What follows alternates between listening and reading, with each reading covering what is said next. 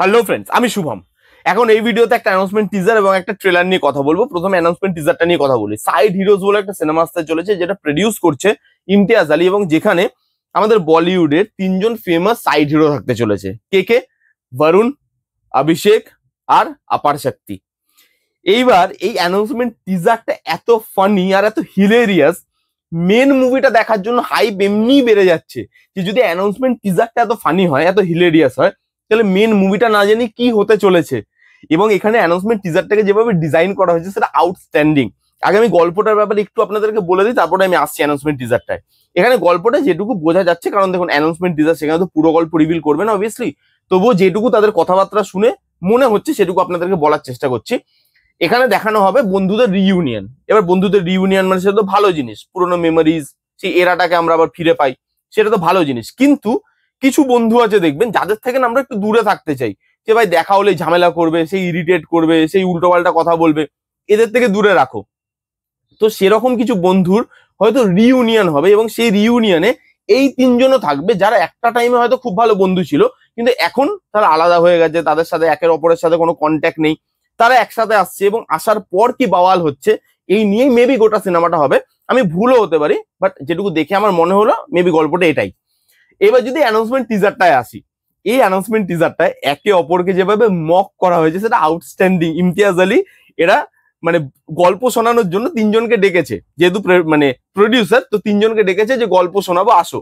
এবারে তিনজন বাড়ি থেকে ভেবেই এসছে যে ইমতিয়াজ আলী ডাকছে, তার মানে নিশ্চয়ই কোনো মিউজিক্যাল রোমান্টিক ড্রামা হবে, আর নাহলে কোনো স্পাই থ্রিলার হবে। এবার এসে শুনছে যে এরকম একটা গল্প। এবার ওখান থেকে আমাদের অভিষেক বলেই দিল যে ভাই যা ইচ্ছা করো, স্পাই থ্রিলার করো, মিউজিক্যাল রোমান্টিক করো, যাই করো, কিচ্ছু যায় আসে না, কিন্তু বস হরার কমেডি করো না। মানে ওই স্ত্রী মাথা খারাপ করে দিয়েছে। ওরা ওখান থেকে আমি বেরোতে চাইছি। ওইদিকে আপার শক্তি বলবে একটা জায়গায় যে সাইড হিরোজ ইয়ে কুছ জ্যাদা পার্সোনাল নেই হো গেয়া। বরুণ এক জায়গায় বলবে যে আমি তো বাড়ি থেকে বলে এসেছিলাম মাকে লিড হিরোর জন্য যাচ্ছি, সাইড হিরোজ কি, আমরা তো এমনি সাইড হিরো, আবার সাইড হিরো করবো, বাড়িতে মাকে বলেছি লিড হিরো করছি। দেখবেন কিছু বন্ধু আছে যাদের সাথে দেখা হলে বা কথা হলে না, আপনি যাই বলুন না কেন, তারা একটাই কথা বলে যে হ্যাঁ তুই বহুত বড় হয়ে গেছিস, এখন তো তোর সঙ্গে কথাই বলা যায় না, বড় বড় লোকেদের সাথে ওঠা বসা, বিশাল বড় হাব ভাব এখন তোর। তাদেরকে আপনি কিছু বুঝিয়ে পারবেন না, মানে মানে লজিক্যালি। এবার এখানে দেখানো হচ্ছে যে এরকমই একটা বন্ধু ইমতিয়াজ আলীকে ফোন করবে, ফোন করেই বলবে তুম তো বাবু বড়া আদমি বান গিয়া। ইমতিয়াজ আলী ফট করে বলবে হ্যাঁ বান গয়া বড়া আদমি, কল মত কিয়া করো এসে। এবারও ওই এক্সপেক্টই করবে না উল্টো দিকের লোকটা যাচ্ছে, এরকমও রিপ্লাই আসতে পারে। আবার ইমতিয়াজ আলী নিজেকেও নিজে মক করেছে। বন্ধুটা বলছে ইমতিয়াজ আলীকে, আব কন, করিনা, দীপিকা, ইয়া वो नहीं তৃপ্তি দিমড়ি। এই জায়গাগুলো যা ফানি, যা হাসির, এবং যেভাবে পুরো অ্যানাউন্সমেন্ট টিজারটাকে ডিজাইন করা হয়েছে সেটা খুব ভালো। এবং এই তিনজন পারফর্মার খুব ভালো, এবং কন্টেন্টও মেবি ভালো হবে, আউট অ্যান্ড আউট কমেডি হতে চলেছে। এবং ইমতিয়াজ আলী ভালো কন্টেন্ট ছাড়া কিন্তু ব্যাক করবে না, এটুকু কিন্তু আপনারা কনফার্ম থাকুন। তো অ্যানাউন্সমেন্ট টিজারে যদি এতটা হাসি থাকে, ফানি থাকে, এবং এতটা হিলেরিয়াস থাকে, তো মেন জিনিসটাই কি থাকতে চলেছে, ওটা একটা বোম ব্লাস্ট হতে চলেছে। এবং এই তিনজন যারা কমেডি পুল অফ করতে পারে, এদেরকে আমরা এর আগেও কমেডি, ভালো ভালো কমেডি সিনেমাতে দেখেছি, পুল অফ করতে দেখেছি। এদের টাইমিং অসাধারণ, কেমিস্ট্রিটা ভালো লাগছে। অ্যানাউন্সমেন্ট টিজার এবং সেই অ্যানাউন্সমেন্ট টিজারে তিনজনের কেমিস্ট্রি কতটা ওয়ার্ক করছে, তো সিনেমাটা ভালো হবে আশাই রাখা যায়।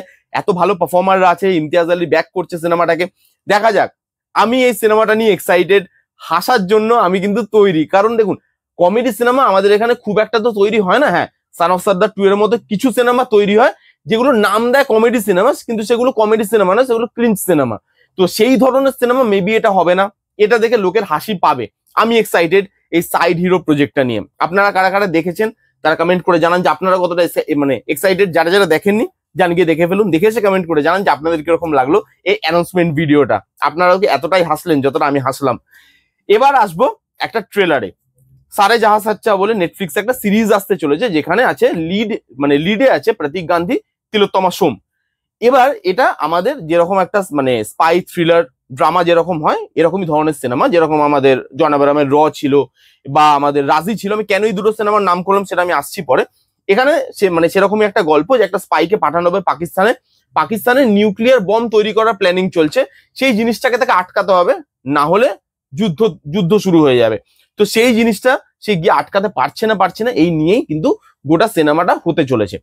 এইবার আমি কেন এই তিনটে মানে এই দুটো সিনেমার আমি এক্সাম্পল আপনাকে দিলাম, দেখুন আমাদের এখানে র এজেন্ট মানেই তাকে একটা সুপার হিরো ভাবে দেখানো হয়, যেরকম ভাবে আমরা দেখে থাকি টাইগারে বা অন্যান্য সিনেমাগুলোতে যেরকম ভাবে আমরা দেখে থাকি, যে তাদেরকে সুপার হিরো ভাবে প্রেজেন্ট করা হয়। কিছু এক্সেপশন মুভি আছে যেগুলোতে তাদেরকে হিউম্যান বিং হিসাবে প্রেজেন্ট করা হয়, যেরকম জন আব্রাহামের র, বা যেরকম রাজি, যেখানে তারা রক্ত মাংসের মানুষ, যেখানে তাদের ইমোশনটা কাজ করে, যেখানে তাদের ইমোশন আছে, তাদের ফ্যামিলি আছে, তারা সবার এগেনস্টে গিয়ে দেশের জন্য কাজ করছে, সেই জিনিসপত্রগুলো দেখানো হচ্ছে। এবং এখানেও প্রতীক গান্ধীর ক্যারেক্টারটাকে সেভাবেই ডিজাইন করা হয়েছে, তাকে রক্ত মাংসের মানুষ করা হয়েছে এবং ট্রিটমেন্টটা র রাখা হয়েছে, রিয়েলিস্টিক রাখা হয়েছে। ওরকম সুপার হিউম্যান বানানোর চেষ্টা করা হয়নি। গ্রাউন্ডেড লেভেলে জিনিসপত্র হচ্ছে, সেই জিনিসের জন্য যেরকম ক্লু লাগে, বা যেই রাস্তা দিয়ে সেই জিনিসগুলো করতে হয়, বা যেই বাধা আসে সেই জিনিসগুলো করার জন্য, সেগুলো দেখানো হয়েছে এবং সেগুলো কিন্তু ভালো লাগছে। আর যে এরাটাকে ধরা হয়েছে, দেখুন এখানে নিউক্লিয়ার বমের একটা ব্যাপার আছে। পাকিস্তান নিউক্লিয়ার বম তৈরি করা শুরু করে ওই আর্লি 70s এরকম টাইমে, মানে নিউক্লিয়ার বম তৈরি করা শুরু করে, শেষ করে বোধহয় লেট 90s এসে। আমি মেবি ভুলও হতে পারি, আমার জানা হিসাবে এইটাই, 70s শুরু করেছিল, লেট 90s শেষ হয়ে গেছিল তাদের বম বানানো। এইবার সেই এরাটাকে যেভাবে ধরেছে তারা, সেই জিনিসটা কিন্তু বেশ ভালো। সেই এরাটা যেভাবে ক্রিয়েট করেছে, সেটা লুক অ্যান্ড ফিলের দিক থেকে হোক, কালার টোনের দিক থেকে হোক, লোকের মেকআপ হোক, ড্রেস, সেট ডিজাইন, সবকিছুর দিক থেকে প্রোডাকশন ভ্যালু কিন্তু হাই। নেটফ্লিক্সে আসছে, প্রোডাকশন এমনি হাই থাকে এবং সেখানে এই প্রোডাকশন ভ্যালুটা ভালো লাগছে, সেই এরাটাকে ক্রিয়েট করতে পারছে। পারফর্মাররা ভালো ভালো আছে এখানে, তিলোত্তমা সোম আছে, প্রতীক গান্ধী আছে, অনুপ সোনি আছে, রজত কাপুর আছে, তো ভালো ভালো পারফর্মাররা আছে, তারা পারফরমেন্স ভালো করতে পারে। এবং এখানে এই ট্রেলারের মধ্যে পারফরমেন্স কিন্তু ভালো লাগছে। ট্রেলারটা খুব একটা বেশি গল্প রিভিল করছে না, মিশনটার ব্যাপারে আপনাকে বলে দিচ্ছে, কিন্তু ওই মিশনটাকে কমপ্লিট করতে পারছে কিনা, এবং যদি কমপ্লিট করতে পারে তাহলে কিভাবে কমপ্লিট করছে, এবং কি কি প্রবলেম তাকে ফেস করতে হচ্ছে কমপ্লিট করতে গিয়ে, এই জিনিসগুলো ঢেকে রাখা হয়েছে এবং সেইটা ভালো ক্রিস্প করা হয়েছে, ছোট করা হয়েছে, এঙ্গেজিং করা হয়েছে। এবং বিজিএমটা যেভাবে বিট বাই বিট ট্রেলারটার সঙ্গে কাটে, সেটা কিন্তু বেশ ভালো লাগে। আমার কিন্তু ট্রেলারটা বেশ ভালো লেগেছে সব দিক থেকে, প্রোডাকশন কোয়ালিটির দিক থেকে, যারা যারা এখানে পারফর্মার আছে তারা বেশ ভালো পারফর্মার, যেভাবে রিয়েলিস্টিক ওয়েতে রাখা হয়েছে জিনিসটাকে, এবং যেভাবে গল্পটাকে, বেশ কিছু গল্প লুকিয়ে রাখা হয়েছে, হাইপটা কিন্তু তৈরি করতে পারে। দেখা যাক সিরিজটা কেমন হয়। আমি এই প্রজেক্টটা নিয়েও কিন্তু বেশ এক্সাইটেড।